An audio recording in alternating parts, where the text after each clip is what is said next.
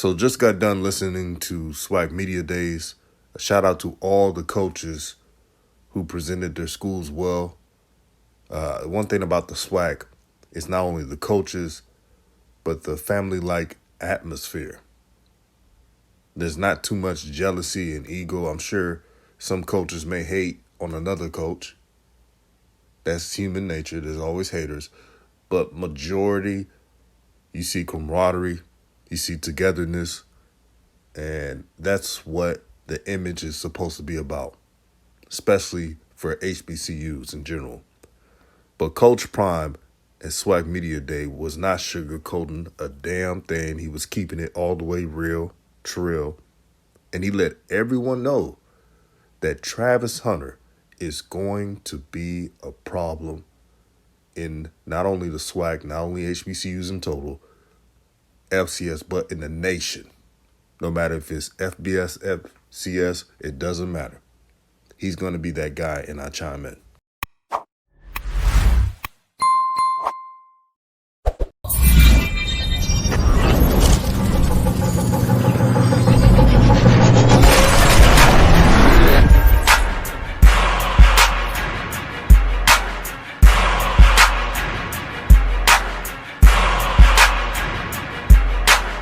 Prime, we thank you so much This for being kid here. right here, let me end with this. This kid right here, I can't wait till you see him play on both sides of the ball. I cannot wait till you see him get down. Oh, we got a can't taste. We got a taste, and everybody in this room will Yes. get better introduced. As the young people say, it's a problem. He's a problem. James, no cap. He's a problem. He's a problem. This new problem. That's a whole different problem. What's good, everyone? This is Raw Truth Media, giving you the raw content that you deservedly need. Please like and share this video. I enjoyed the SWAC Media Day. I learned about a lot of teams. Appreciate all the coaches for giving detailed answers. And this is going to be an exciting year. Coach Prime, as you all know, he doesn't sugarcoat. And before I talk about the other stuff he mentioned in SWAC Media Day, let me start with what he said with Travis Hunter. Travis Hunter is as good as I advertised. He was the number one player. I repeat, the number one player in the country for a reason. And I know that there were politics and people messing with his rankings. All of a sudden, he commits to Jackson State, and some recruiting ranking sites moved him to number 2. That's okay, because when it's all said and done, they will all see the talent that he has. Coach Prime has coached a lot of talented young players from high school that moved on to college, and some of them moved on to the NFL. Under Armour camps, Under Armour game, etc.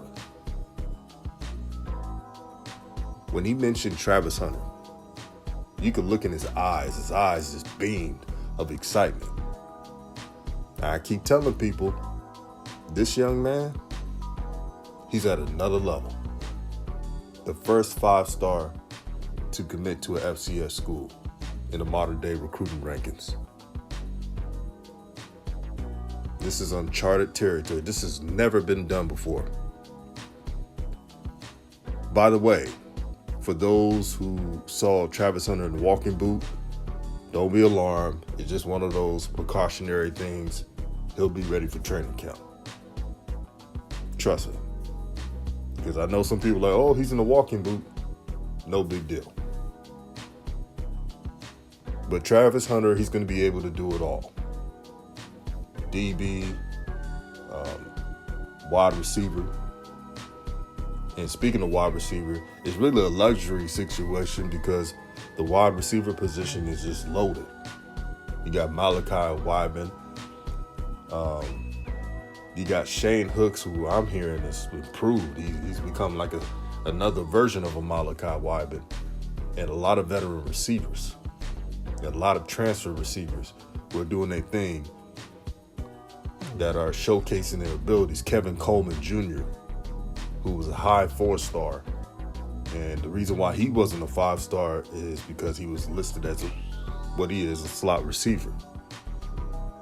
So on both sides, Jackson State has retooled their whole team.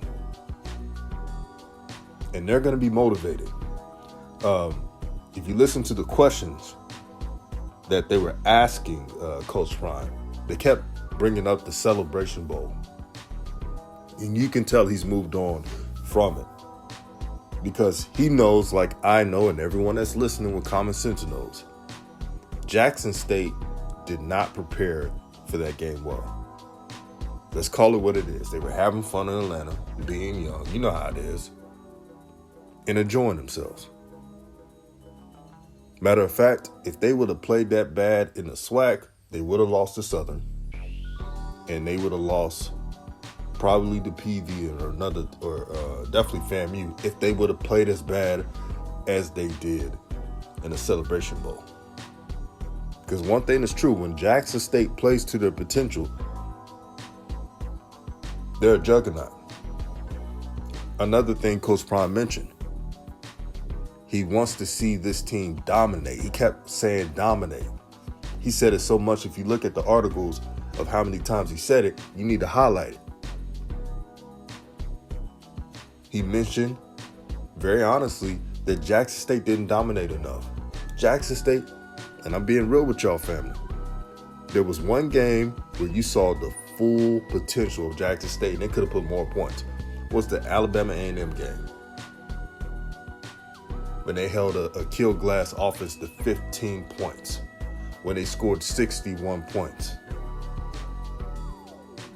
Another thing Coach Prime mentioned, new offensive line. He said, don't be surprised if the offensive line looks different.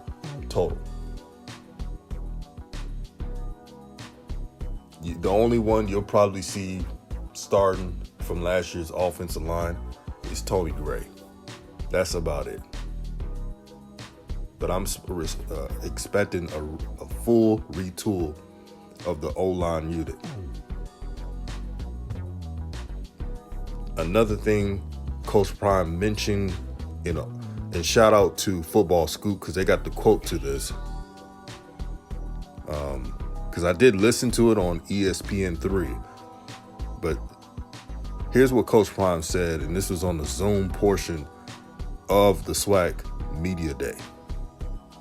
And someone asked him about playing in NFL stadiums. This is what he said. This is what Coach Prime said. And I quote, "Why are we playing in darn pro stadiums? They average how many? How many per game? So you're depending on our fans to come pack it in. We're not doing that. We already have too many finances going on to play in Miami and other places. I don't know why we're doing that. I don't approve of doing that. I don't think that makes sense. That's how I feel about it.